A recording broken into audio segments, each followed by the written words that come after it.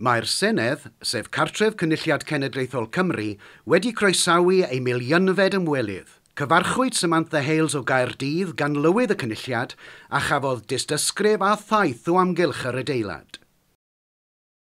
O'n i ddim yn meddwl bod hon yn mynd i digwydd heddiw.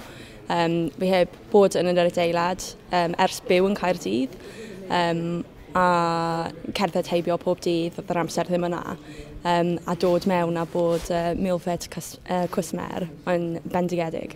Mae'r Senedd, a gafodd ei hagor yn swyddogol gan ei Mae'r Hydy y Frenhines ar Ddydd Gŵyl Dewi 2006, yn un o adeiladau trawiadol datblygiad Bae Caerdydd, ac mae'n adnabyddus ledled y byd.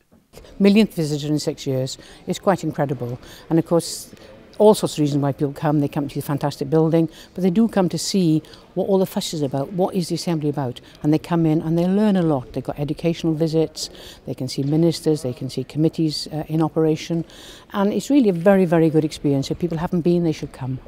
Cafodd yr adeilad ei ddilynio gan benseiri Rogers, Stirk, Harbour and Partners, gyda'r bwriad o fod yn dryloyw a hygyrch i'r cyhoedd, ond hefyd i fod yn un o adeiladau seneddol mwyaf ystyriol i'r amgylchedd yn y byd.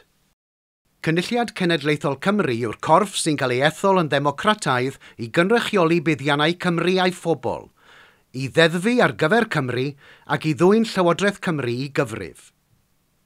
I gael rhagor y wybodaeth ac i ganfod pwy sydd yn eich cynrychioli, ewch i cynulliadcymru.org neu gallwch chi'n dilyn ar Facebook a Twitter.